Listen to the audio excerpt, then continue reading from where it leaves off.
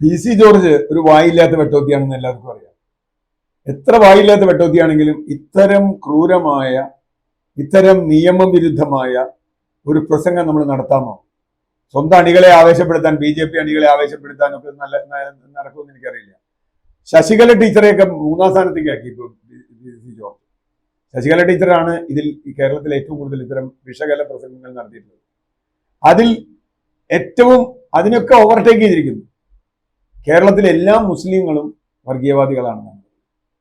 മുസ്ലിങ്ങൾ വർഗീയവാദികളാണ്. എത്ര ഹിന്ദുക്കളെയും ക്രിസ്ത്യാനികളെയും മുസ്ലിങ്ങളും വന്നിട്ടുള്ളത് കേരളത്തിൽ? എവിടുന്ന ഇങ്ങനെ കണക്ക് കിട്ടിയത്? ഏതർത്ഥത്തിലേക്ക് കണക്ക് വന്നത്? എന്താ അതിന്റെ സാങ്കത്യം? എന്താ എല്ലാ മുസ്ലിങ്ങളും വർഗീയവാദികളാണെന്ന് LK അദ്വാനി പോലും പറഞ്ഞിട്ടില്ല. LK അദ്വാനി പറഞ്ഞ എന്താ?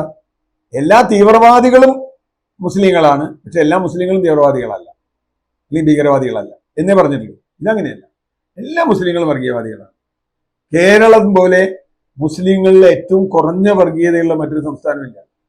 ഇതിൽ ആലോചിക്കേണ്ടത്, സംഘപരിവാർ ബാബറി മസ്ജിദ് തകർത്തപ്പോൾ വളരെ അടങ്ങി ഒതുങ്ങി അതിനോട് ജനാധിപത്യപരമായി പ്രതികരിച്ച ഒരു സ്ഥലമാണ് കേരളം, പ്രത്യേകിച്ച് മലപ്പുറം, കോഴിക്കോട്, കണ്ണൂർ ജില്ലകൾ. ഒരു അസ്വരസ്യം അവിടെ ഉണ്ടായില്ല. അവരാരും അമ്പലം പൊളിക്കാൻ പോയില്ല.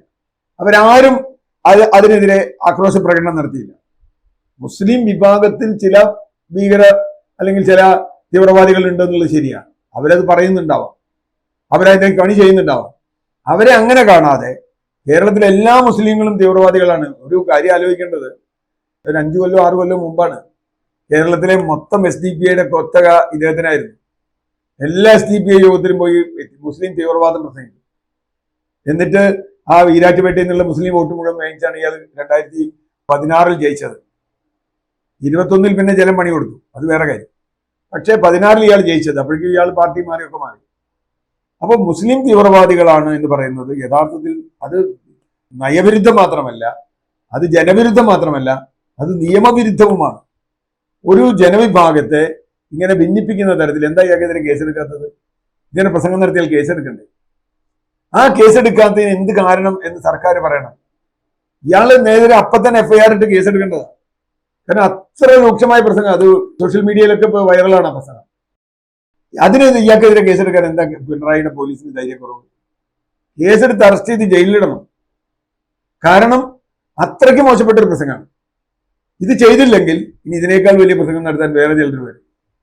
അപ്പൊ അവരും ഇതുപോലെ തന്നെയാവും. ഇനി ഇതിനെതിരെ ഏതെങ്കിലും മുസ്ലിം തീവ്രവാദി ഭീകരവാദികളോ സംഘടനകൾ വേറൊരു പ്രസ്താവന ഇറക്കിയാൽ ഈ നാട്ടിൽ വർഗീയ സംഘർഷം ഉണ്ടാവാൻ വേറെ വല്ല കാരണവും വേണം. വർഗീയ സംഘർഷം ഉണ്ടാക്കുക എന്ന ഒറ്റ ലക്ഷ്യത്തോടെയാണ്, ധ്രുവീകരണം ഉണ്ടാക്കുക എന്ന ലക്ഷ്യത്തോടെയാണ് PC ജോർജ് ഇത് പറഞ്ഞത്. ആ പറഞ്ഞ PC ജോർജ് ഇപ്പോഴും ഒരു കുഴപ്പമില്ലാണ്ട് പുറത്തു നടക്കുക. പിന്നെ അദ്ദേഹം മാപ്പ് പറഞ്ഞു എന്നുള്ളത്, എന്താ മാപ്പ് പറഞ്ഞതിന് എന്താ അർത്ഥം? കാരണം ഇത്രയും ഭീകരമായ ഒരു പ്രസ്താവന സോഷ്യൽ മീഡിയയിൽ നടത്തി രാജ്യത്ത് മുഴുവൻ വൈറലായി വിട്ടിട്ട് ഇയാൾ എവിടെയെങ്കിലും ഒരു ചാനൽ വന്നിരുന്ന് അല്ലെങ്കിൽ ഒരു സ്ഥലത്ത് വന്നിരുന്ന് ഞാൻ മാപ്പ് പറഞ്ഞു എന്ന് പറഞ്ഞാൽ ആ മാപ്പിന് എന്താ അർത്ഥമുള്ളത്?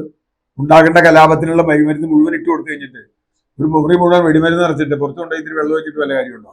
വെടിപൊട്ടലിന് വെടിമരുന്ന് വന്നു കഴിഞ്ഞു, അത് ഇയാൾ വെടിമരുന്ന് ഇട്ട് കഴിഞ്ഞു കേരളത്തിൽ.